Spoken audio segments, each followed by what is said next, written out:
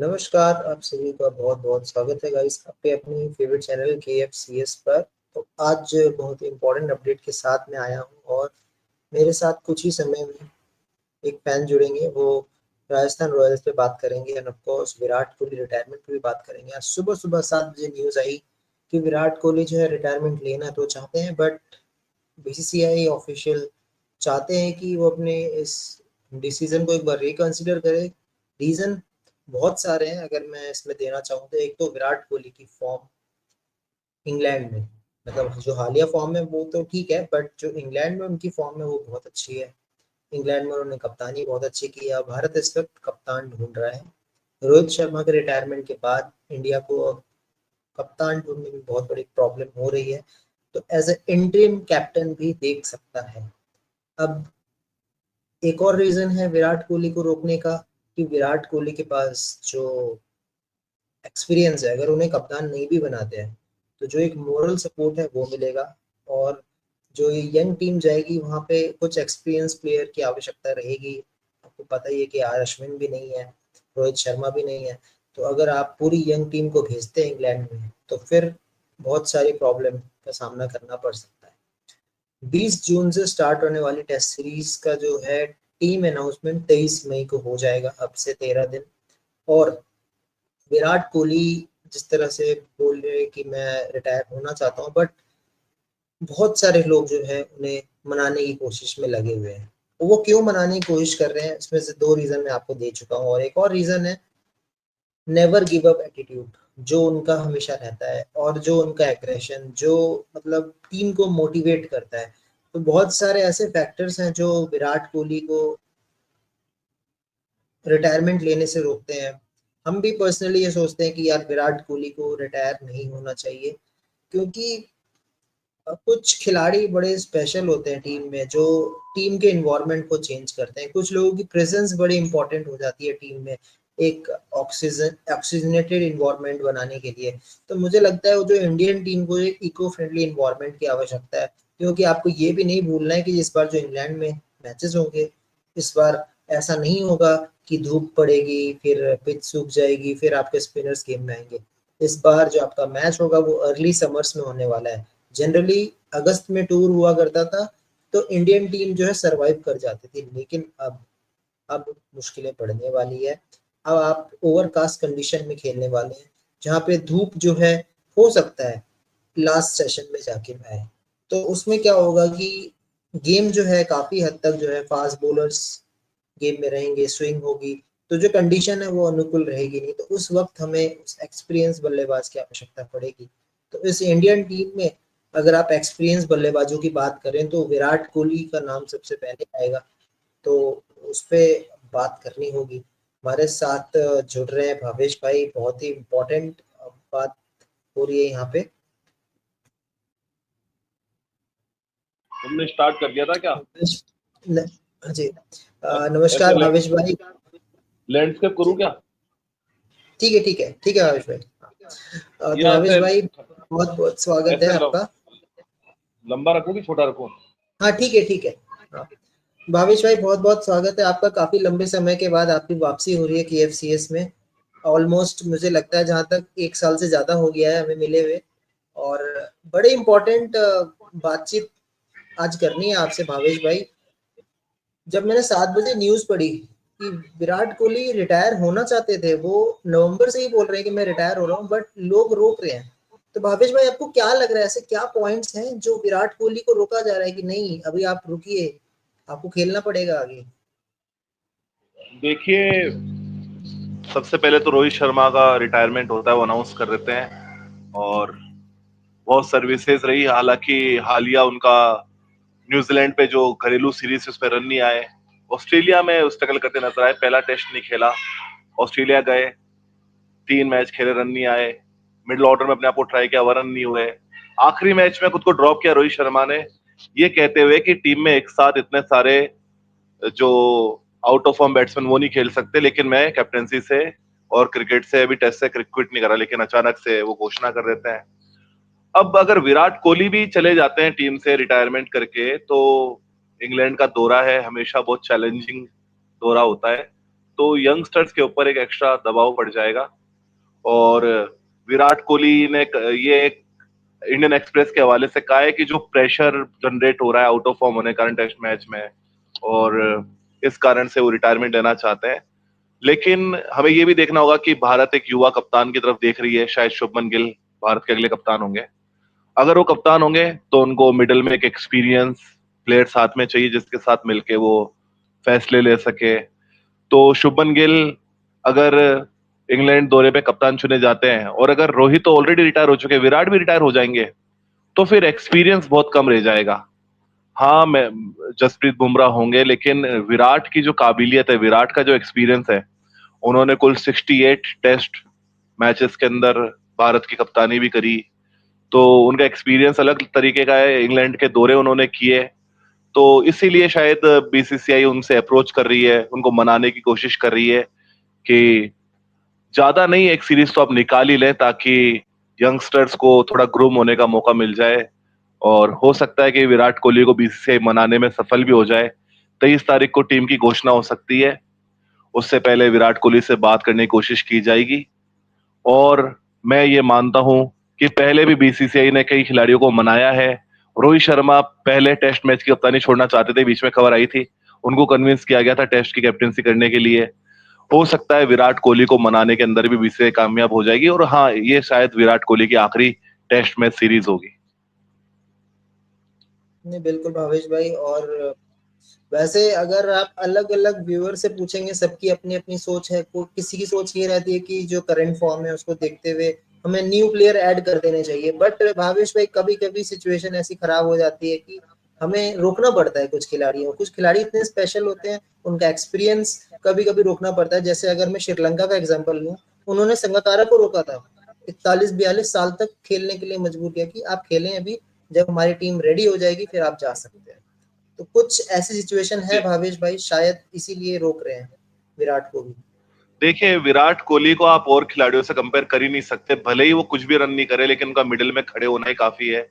और जिस तरह की एनर्जी वो लेके आते हैं, और जिस तरह का एक रेस्पेक्ट है टीम के अंदर उनके, और जो वो टीम को मोटिवेट करते रहते हैं, क्राउड के साथ वो मोटिवेट करते रहते, चीयर करते रहते क्राउड को, एक अलग जोश देता है वो।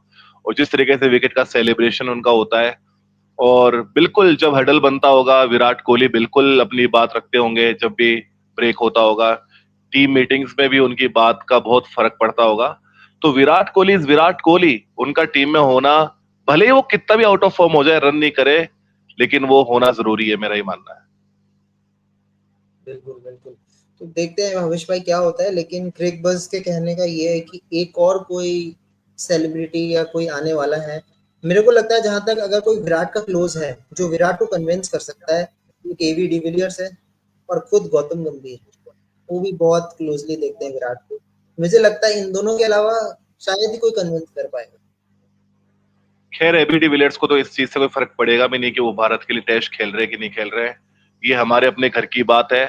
तो अजीत आगरकर, गौतम गंभीर बिल्कुल मिलके बात करेंगे, अन्य सिलेक्शन कमेटी के मेंबर्स बिल्कुल बात करेंगे। हो सकता है कि बीसीसीआई के सुप्रीमो हेड रोजर बिनी का भी कॉल जाए विराट कोहली के पास, और मुझे लगता है विराट कोहली इन लोगों को मना नहीं कर पाएंगे। चलिए देखते हैं भावेश भाई क्या होता है। लेकिन अब हम अपने नेक्स्ट डिस्कशन पे चलते हैं। वो टीम आपकी ही है, राजस्थान रॉयल्स है। भावेश भाई, इस टीम को जब मैं देखता हूँ, मतलब इससे पहले क्या होता था, जब मैं राजस्थान रॉयल्स को देखता था तो एक सॉलिड टीम नजर आती थी कि ओपनिंग सॉलिड है, मिडिल ऑर्डर सॉलिड है, इवन बॉलर्स भी, मतलब अगर थोड़ा बहुत चोक कर भी जाए तो आपके पास जॉस बटलर थे। जैसे ही इस टीम को बटलर छोड़ते हैं, ऐसा लग तो रहा था कि मतलब हो सकता है एक्सपीरियंस की कमी दिखेगी ऊपर, बट इन्होंने जिस तरह की टीम बनाई, पूरी बॉलिंग यूनिट ऑलमोस्ट आपकी हेटमायर बैट्समैन थे, बाकी सब ओवरसीज, और ऊपर पूरी युवा बैटिंग। देखिए जायसवाल मानता हूँ एक्सपीरियंस है, बट फिर भी अभी और करने की जरूरत है। वो तो नहीं था ना कि अगर जायसवाल में इतना रहता ना, अगर उन्होंने मैच कुछ और फिनिश की होती तो शायद राजस्थान रॉयल्स आज बेटर पोजीशन पे होती। तो भावेश भाई, क्या लगा आपको कि ये जो बटलर को हटाने का डिसीजन है, ये बहुत भारी नहीं पड़ गया टीम को? देखिए, ऑक्शन है वो किसी भी फ्रेंचाइजी के लिए बहुत ही इंपॉर्टेंट रोल प्ले करता है, और मुझे ये मानना है कि राजस्थान रॉयल ने ये वाला आईपीएल सीजन है ये रिटेंशन में और ऑक्शन में हार गया था। रिटेंशन के अंदर इन्होंने कुल 79 करोड़ रुपए खर्च किए, जो कि किसी भी फ्रेंचाइजी के द्वारा खर्च किया गया सबसे ज्यादा अमाउंट था। और जिस तरीके से इन्होंने रिटेंशन किया, साफ जाहिर हो गया कि राजस्थान रॉयल है वो यंग इंडियन बैटिंग लाइनअप के साथ जाएगी, क्योंकि इन्होंने यशस्वी जायसवाल, संजू सैमसन, ध्रुव जुरैल, ईरान पराग, इन सभी को बहुत हैवी अमाउंट के अंदर चूज किया। इसका मतलब राजस्थान रॉयल ने ये दिखा दिया कि हम ऑल इन जाएंगे यंग बैटिंग लाइनअप के साथ। इन्होंने फिनिशर के तौर पे शिमरन हेटमेयर को रिटेन किया। मेरा ये मानना है कि जो ध्रुव जुरैल के ऊपर 14 करोड़ रुपया खर्च किया और जो सिमरन हेटमोयर के ऊपर 11 करोड़ रुपए खर्च किया, ये टू मच हो गया, ये कुछ ज्यादा ही हो गया। ये तो वही बात हो गई कि किसी किसी सामान को आप 10 रुपए में प्राप्त कर सकते थे, उसके लिए आपने 50 रुपए खर्च कर दिए, वो भी होशो हवास के अंदर। मेरा ये मानना है कि ध्रुव जुरैल और सिमरन हेटमेयर को अगर आप ऑक्शन पूल में उतारते, आपके पास राइट टू मैच का ऑप्शन भी होता, अगर आप इनको डेस्परेटली चाहते ही थे अपनी टीम के अंदर, तो ये दोनों खिलाड़ी मैक्स टू मैक्स बोल रहा हूं मैं मिनिमम की तो बात ही नहीं कर रहा, हो सकता है इससे कम में मिल जाते, 16-17 करोड़ के अंदर मिल ही जाते आपको। 8 करोड़ रुपए आपके पर्स में बच जाता, और वो आपकी टीम को बैलेंस बनाने के अंदर काफी लाभदायक सिद्ध हो सकता था। अब जितना पर्स आपके पास बचा, आप ऑक्शन में उतरे, तो उसमें आप चहल को नहीं प्राप्त कर सकते थे, क्योंकि चहल को 18 करोड़ रुपए में खरीदा गया।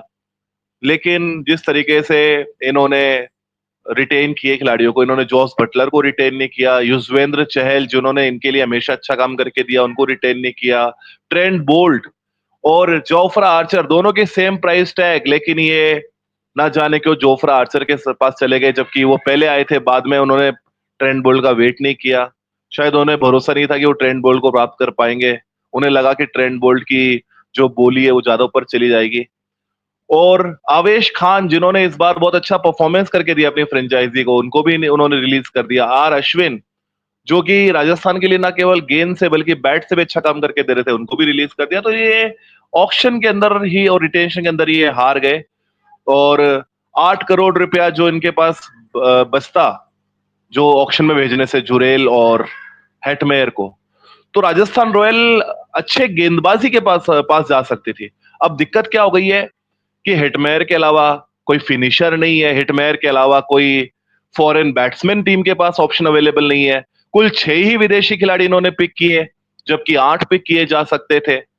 और अगर आप डोमेस्टिक बैट्समैन के ऑप्शन के तौर पे भी देखेंगे, प्लेइंग 11 को छोड़ दें आप, तो वैभव सूर्यवंशी, शिवम दुबे और कुणाल सिंह राठौड़ के अलावा कोई नाम आपको नजर नहीं आता है। और टीमों के पास आप देखिए बेंच कितनी सॉलिड होती है, ऑलराउंडर्स पिक नहीं किए गए, इंडियन डोमेस्टिक स्पिनर कोई बड़ा नाम नहीं था। तो राजस्थान रॉयल की बहुत सारी समस्याएं रही है, एक एक पॉइंट पे इन पे बात की जा सकती है, पर मेरा ये मानना है ऑक्शन बिल्कुल बेकार गया। ना जाने किस तरीके से ऑक्शन किया में बैठे गए, राहुल द्रविड़ का टेक था या ये जो मैनेजमेंट के टेक था, ये मैं जानता नहीं हूँ उस बारे में। लेकिन इतनी शानदार मैनेजमेंट आपके पास मौजूद थी, राहुल द्रविड़, विक्रम सिंह राठौड़ जिन्होंने इंडिया को T20 वर्ल्ड कप जिताया, शेन बॉन्ड आपके पास मौजूद थे, पर ना जाने क्यों ऐसा टीम पिक किया गया, ये मेरी समझ से परे। मेरा ये मानना है कि ध्रुव जुरैल और हेटमेयर को रिलीज किया जाता, जोस बटलर बोल्ड को रिटेन किया जाता, तो शायद आज सूरत हाल कुछ अलग तरीके का हो सकता था। नहीं भवेश भाई, अगर हम कैंपेन भी देखें ना राजस्थान का, तो बहुत सारे मैचेस ऐसे थे जहां पे अगर आप थोड़ी सी अकल लगाते, थोड़ा कॉमन सेंस लगाते ना, तो मैच आप निकाल सकते थे। अगर मैं एलएसजी के मैच की बात करूं या डीसी के देखिए अगेंस्ट मैच की बात करूं, जो मैच सुपर ओवर में कन्वर्ट हो गया, जिस मैच को देखिए हेटमायर को फिनिश करना था जुरेल के साथ। 2 मैच ऐसे आ रहे हैं जिसमें 1 ओवर में 9 रन चाहिए थे, एक मैच ऐसा आ रहा है जिसमें 2 ओवर में 18 रन चाहिए थे आरसीबी के खिलाफ, 3 मैच ऐसे आ रहे हैं जिसमें 2 पॉइंट प्राप्त करते हैं, आज शायद पॉइंट टेबल पे अच्छी स्थिति में हो सकते थे। राजस्थान रॉयल ने चलो यंगस्टर को चांस दिया, मैं मानता हूं कि ये यंगस्टर का फॉर्मेट है, ये इससे सभी एग्री करेंगे, लेकिन फिर भी हम्म। सीनियर स्टेट्समैन का कोई बैकअप या अल्टरनेट नहीं है। अभी हम विराट कोहली की बात क्यों कर रहे हैं, हमने कहा कि यंगस्टर के साथ नहीं जा सकते, सीनियर मैन होना चाहिए, यंगस्टर के साथ में एक सीनियर प्लेयर होना चाहिए। अब आप बात करेंगे, लोग कहेंगे कि संजू सैमसन मौजूद है, लेकिन संजू सैमसन भी उस तरीके से अभी सीनियर नहीं हुए, इंटरनेशनल क्रिकेट इतनी ज्यादा उन्होंने खेली नहीं है, अब उन्हें थोड़ा रन मिलने लगा है। तो मेरा ये मानना है कि जोस बटलर का होना लाजमी था। पिछले सालों में क्या किया राजस्थान रॉयल ने, जोस बटलर को टीम में रखा, जोस बटलर यंगस्टर्स को हेल्ड करके रखते थे, ग्लू करके रखते थे और बांध के रखते थे टीम को, जोस बटलर, जिसकी कमी अभी दिखी। और अगर आप ऐसे टाइट ऑफ टेंस सिचुएशन में यंगस्टर्स के ऊपर मैच छोड़ देंगे, ध्रुव जुरैल के ऊपर मैच छोड़ देंगे या इस तरह के प्लेयर के ऊपर मैच छोड़ देंगे, तो फिर आपके पक्ष में रिजल्ट नहीं आएंगे। और यंगस्टर अपने दिन पे मैच जिता सकते हैं, लेकिन एक्सपीरियंस का कोई तोड़ नहीं है। पूरा का पूरा यंग बैटिंग लाइनअप लेके चले गए, जोस बटलर को होना चाहिए था टीम के अंदर।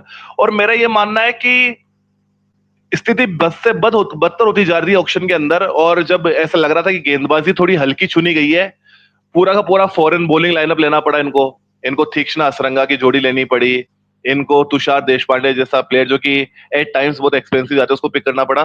फिर भी इन्होंने जो बचा कुचा पैसा था, 4 करोड़ 60 लाख रुपए के करीब इन्होंने नीतीश राणा पे खर्च कर दिया, 1 करोड़ 10 लाख के करीब वैभव सूर्यवंशी पे खर्च कर दिया। मेरा ये मानना है कि राजस्थान नीतीश और वैभव को ना चुन करके 2 क्वालिटी बॉलर भी उठाती ना, तब भी आज लाभ की स्थिति में होती। बिल्कुल बिल्कुल भावेश भाई। और मेरे को तो एक पॉइंट पे ऐसा भी लग रहा था भावेश भाई कि अगर आपको जॉस बटलर नहीं भी पसंद आ रहा है तो आप एक ओपनर ही उठा लो, क्योंकि वार्नर अनसोल्ड गए थे, बहुत सारे ऐसे ओपनर थे, फिर एलन अनसोल्ड गए थे, आप मौका तो देते किसी को। ऊपर में एक एक्सपीरियंस्ड ओपनर आपके पास था, मौका ले सकते थे। देखिए ऑप्शन तो ऐसे खैर बहुत है, दुनिया भर में लीग क्रिकेट चलती है, T20 फॉर्मेट चलता है, लेकिन राजस्थान का अगर आप पहले सीजन से देखोगे ना, 2008 से ये यंगस्टर्स को बनाने के लिए जानी जाती है, इनका खुद का हाई परफॉर्मेंस सेंटर है। और यहाँ पर क्या होता है कि यंगस्टर है, उनको पूरे साल ये यंगस्टर्स के लिए ओपन रहता है, और वहां पे यंगस्टर्स के लिए training situations, training facilities available है, जिम्स वगैरह अच्छी फैसिलिटी है वहां पर। तो यंगस्टर को ग्रूम करने के लिए राजस्थान रॉयल्स से बेहतर टीम कोई भी नहीं है। लेकिन बॉस, आपका काम यंगस्टर्स को ग्रूम करने का नहीं है, आपका काम है ट्रॉफीज जीतने का। अगर आप यंगस्टर्स को ग्रूम करने की सोचेंगे तो फिर आपको यही होगा। पहले सीजन के बाद इस सीजन तक आज इतने सीजन हो चुके हैं, कोई ट्रॉफी नहीं आई है राजस्थान रॉयल के पास। इसका एकमात्र कारण यह है कि हद से ज्यादा इनका विश्वास है अपने यंगस्टर्स के ऊपर। मेरा ये मानना है कि थोड़ा इज्जत देनी पड़ेगी एक्सपीरियंस को भी। हेटमेयर को काहे के लिए पिक करते, ये बात मेरी समझ में नहीं आ रही। इतना सीजन हो गए शायद, हेटमेयर की अगर मैं बात करूं, अगर मैं गलत नहीं हूं तो 12-13 सीजन खेल चुके हैं हेटमेयर, और लोगों को लगेगा कि 13 ऐसा है, आप चेक कर लीजिए, हेटमेयर के 12-13 सीजन खेल चुके हैं। हाँ, लेकिन बहुत आपको सारी हेट टीम से खेल चुके हैं। लेकिन आपको हेटमेयर का ऐसा कोई नोट वर्दी परफॉर्मेंस याद नहीं आएगा। मेरे को ये लगता है कि हेटमेयर को कुछ ज्यादा ही दे दिया 11 करोड़, मतलब क्या, किस तरीके से दे दिया, मैं ये नहीं समझ पा रहा हूं। और मैं तो यहां तक कह रहा हूं कि अगर हेटमेयर की जगह पे सिकंदर रजा जैसे यूटिलिटी प्लेयर को चुन लेते तो वो ज्यादा बेहतर होता। कैमरून ग्रीन है, उनको किसी ने पिक नहीं किया। कैमरून ग्रीन ठीक है, उस समय इंजर्ड थे, लेकिन वो टीम पे बने रहते तो कभी ना कभी तो 3 सालों में टीम के काम आते। शायद इसी सीजन में भी वो काउंटी में भी खेल रहे हैं। कैमरून ग्रीन जैसे एक बड़े नाम के साथ जा सकते थे, सिकंदर रजा के साथ जा सकते थे, ऑलराउंडर तो है ही नहीं। कुणाल भाई, ये जो इम्पैक्ट रूल आया ना, उसके बाद हर टीम को क्या है कि एक फ्री हैंड मिल गया। अब आप देखो, आप डीसी की बैटिंग लाइनअप देखोगे, 8 नंबर पे मैं आशुतोष शर्मा को बैटिंग करते देखता हूं तो मेरे को अपने मन में बहुत दुख होता है, क्योंकि हमारी बैटिंग तो इम्पैक्ट रूल होने के बाद ही 6 पे खत्म हो जाती है। आप हसरंगा, जोफ्रा आर्चर, इन पे रिलाई नहीं कर सकते हो। और इम्पैक्ट रूल होने के बावजूद हमारी बैटिंग अगर 6 पे खत्म हो रही है, इम्पैक्ट रूल खत्म होने के बावजूद अगर हमारे पास 5 ही बॉलिंग ऑप्शन है, रियान पराग को काउंट करके 6 हो जाते हैं, लेकिन रियान पराग को आप 4 ओवर का बॉलर नहीं मान सकते। और टीमों के पास एक पूरा पक्का बॉलर आता है इम्पैक्ट सब्स्टिट्यूशन के तौर पे।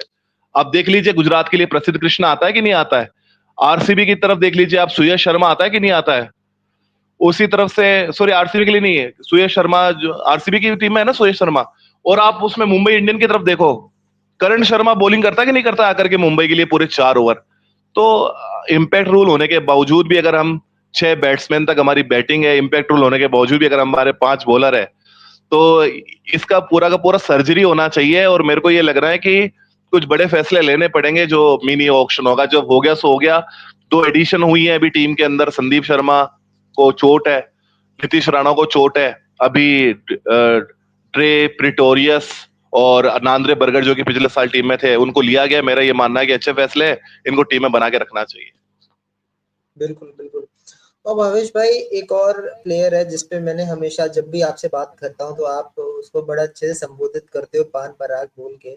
बट भावेश भाई, अगर इस सीजन को पूरा उठा के देखें, क्या लग रहा है कि काफी हद तक पराग में चेंजेस आए हैं साल दर साल?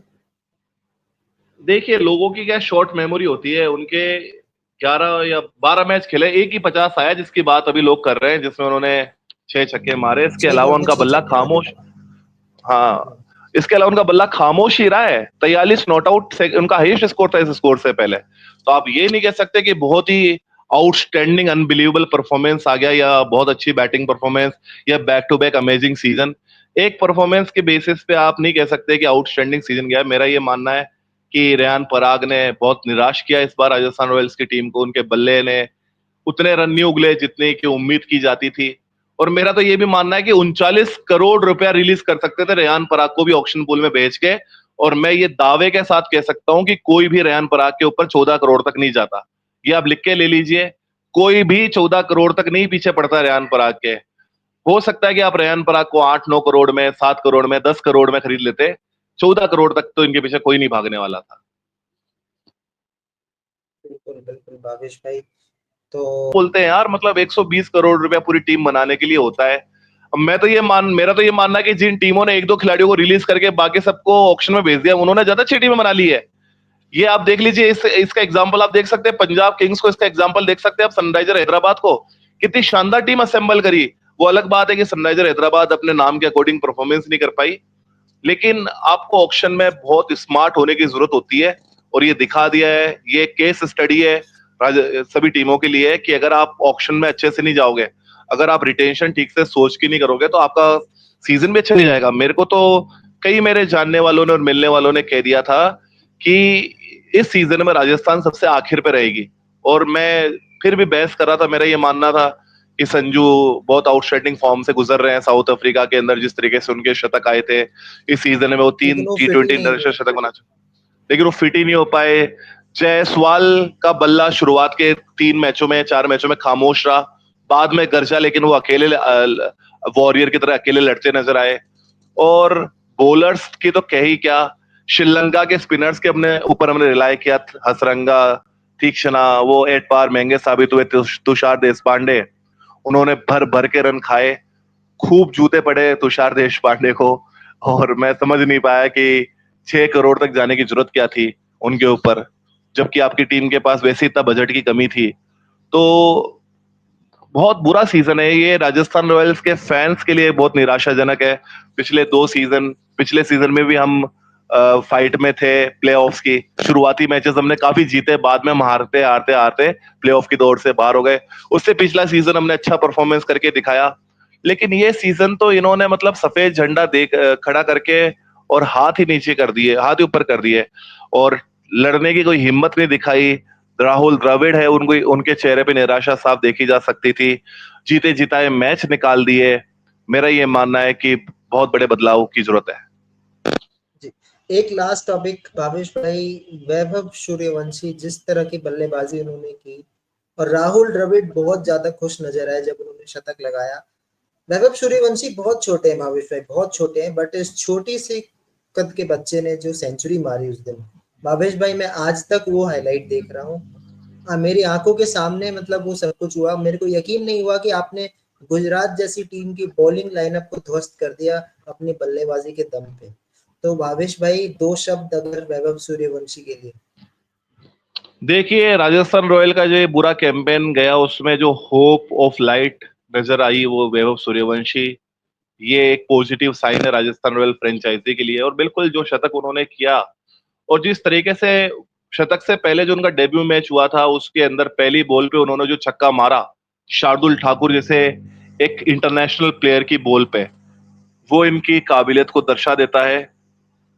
फिर भी मेरा ये मानना है कि वैभव सूर्यवंशी में अभी सुधार की बहुत गुंजाइश है, बहुत छोटे हैं और वो बिल्कुल सीखेंगे। देखा क्या है मैंने कि वो ऑफ की बॉल को भी लेग में ड्रैग करने की कोशिश करते हैं, वो ऑफ की बॉल को भी लेग में लपेटने की कोशिश करते हैं। ऐसा लगता है कि जो उनके सारे बड़े शॉट्स हैं वो लेग हिट है उनके पास में सारी। तो अभी उनको अपने ऑफ के गेम में सुधार करने की गुंजाइश है। मेरा ये मानना है कि जिस तरीके का राजस्थान रॉयल का सेटअप है, जिस तरीके से राहुल द्रविड़ मौजूद है, विक्रम राठौड़ मौजूद है, काफी कुछ सीखेंगे और एक अच्छा फ्यूचर इन्वेस्टमेंट है। मेरा ये मानना है कि आने वाले समय के अंदर अपने अकेले के दम पर ये राजस्थान को कई मैच जिताएंगे। और लॉन्ग टर्म इन्वेस्टमेंट किए राजस्थान रॉयल ने वैभव सूर्यवंशी के ऊपर। जिस तरीके से राजस्थान रॉयल ने करियर चमकाया कई खिलाड़ियों का, जिसमें रविंद्र जडेजा है। अगर लोगों को याद नहीं होगा तो बताना चाहूंगा कि 2008 जिसमें पहला आईपीएल हुआ था, जिसमें राजस्थान रॉयल ने जीत हासिल करी थी, उसमें रविंद्र जडेजा राजस्थान रॉयल की टीम के हिस्सा थे, विनिंग टीम के हिस्सा थे। जब उनको कोई जानता नहीं था तब राजस्थान रॉयल ने मौका दिया था रविंद्र जडेजा को, उनका करियर चमकाया। जिस तरीके से राजस्थान रॉयल ने संजू सैमसन को एक बड़ा प्लेयर बनाया, रेयान पराग, दुनिया उनके बारे में कितनी बातें कर रही थी, उनको ट्रोल कर रही थी, उनके मीम्स बन रहे थे, लेकिन जिस तरीके से उनपे विश्वास रखा, आज देखिए आप रेयान पराग इंडिया भी खेल चुके हैं और इंडिया खेलने के बाद एक कैप्टेंसी मटेरियल बन चुके, एक सीनियर खिलाड़ी का दर्जा उनको मिल चुका है। तो ये दिखाता है कि यंगस्टर्स के लिए अच्छी फ्रेंचाइजी है। और मेरा ये मानना है कि वैभव सूर्यवंशी सही टीम में पिक हुए। अगर किसी और टीम में पिक होते तो मैं नहीं मानता कि उनको मौका मिलता, क्योंकि राजस्थान रॉयल्स के बारे में कहना चाहूंगा, बेगर्स आर नॉट चूजर्स। तो उनके पास मौका, उनके पास ऑप्शन ही नहीं था। अगर आप देखते बेंच उठा करके तो वैभव के अलावा कोई ओपनर था ही नहीं टीम के अंदर। दो ही बैट्समैन नजर आ रहे थे, एक शिवम दुबे, शुभम दुबे जो कि 7 नंबर पे आते हैं, और कुणाल सिंह राठौड़ जिनका स्ट्रगल आपने केकेआर के खिलाफ देखा, 5 बॉल में 0 रन बनाए अपने डेब्यू मैच में। तो इसलिए इनको मौका मिल गया, मौका मिला, मौके पे चौका मारा, मौका भुनाया। पूरी दुनिया वाहवाही कर रही है और बिल्कुल इस 14 साल के खिलाड़ी ने दिल जीत लिया है। उस एज में जिसमें बच्चे चश्मा लगा करके आई पैड पे या प्ले स्टेशन में गेम्स खेलते हैं अपने कमरे में, वो पूरी दुनिया के अंदर नाम कमा रहे हैं। बहुत सारी शुभकामनाएं वैभव सूर्यवंशी को, उनके परिवार को। बिहार का लाला ने कमाल करा और ऐसा कमाल मैं बार बार देखना चाहूंगा। बिल्कुल भावेश भाई, देखते हैं क्या होता है। बाकी जो रिमेनिंग मैचेस है उसमें देखना बहुत इंपॉर्टेंट होगा कि राजस्थान क्या करती है आने वाले मैचेस में। बट एक बात मैं कह सकता हूँ भावेश भाई, जो संजू सैमसन जहाँ पे खेल रहे थे नंबर 3, ऐसा हो सकता है मे बी, मैं अभी सोच रहा हूँ, हो सकता है वही चीज हो जाए कि जायसवाल, सूर्यवंशी एंड संजू सैमसन, ये 3 टॉप 3 जो है आपके नेक्स्ट सीजन में खेलते हुए नजर आए और मिडिल ऑर्डर में बहुत सारे चेंजेस हो। ऐसा हो सकता है राजस्थान के लिए। मेरे को अभी भी ये लगता है कि जुरेल और रेयान पराग को ये लोग रिलीज नहीं करेंगे, तो ये टॉप 5 आपका रहने वाला है आगे आने वाले कई सालों तक। मुझे नहीं लगता कि जुरेल को एक सीजन के बाद ये मतलब कहेंगे कि थैंक यू सो मच। हो सकता है एटमेयर के बारे में फैसला लिया जाए और उनको भी कम प्राइस में चुन लिया जाए। बट मेरा ये मानना है कि टॉप 5 तो सॉर्टेड है। आने वाले 2 सालों में आपको यही टॉप 5 नजर आएंगे, सूर्यवंशी, जायसवाल, संजू सैमसन, उसके बाद रेयान पराग और ध्रुव जुरेल। नीतीश राणा के ऊपर विचार किया जा सकता है। इतना बुरा परफॉर्मेंस नहीं रहा, 2 अच्छी नॉक्स आई, 250 किए नीतीश राणा ने। बट देखने वाली बात ये होगी कि क्या उनको चुना जाता है। मुझे लगता है उनको भी रिलीज किया जा सकता है चार आई करोड़ थिंक वो चालीस लाख रुपए सीएसके के लिए। वाला जो नॉक था भावेश भाई नीतीश राणा का, वो मैच विनिंग नॉक था जो उन्होंने बिल्कुल खेली वो थी उस दिन सीएसके वाली। वो तो बहुत उस पर इंपॉर्टेंट विचार नॉक था होगा और वो, शायद। जी बिल्कुल। और मेरे को लगता है कि उनको भी कम प्राइस में चुनने की सोचेंगे ये लोग। चलिए, thank you very much Bhavesh भाई आपके टाइम के लिए, और बहुत मजा आया आपके साथ बात करके। बाकी जैसे जैसे अपडेट्स आते रहेंगे फिर हम आगे डिस्कशन करते रहेंगे। थैंक यू बिल्कुल वेरी हर एक मच। टीम का बिल्कुल हर एक टीम के बारे में डिस्कस करेंगे आने वाले वीडियोस में। हम सनराइजर हैदराबाद का भी ऐसे ही ऑपरेशन करेंगे, एनालिसिस करेंगे जैसे आज हमने राजस्थान रॉयल का किया है। Thank you. धन्यवाद।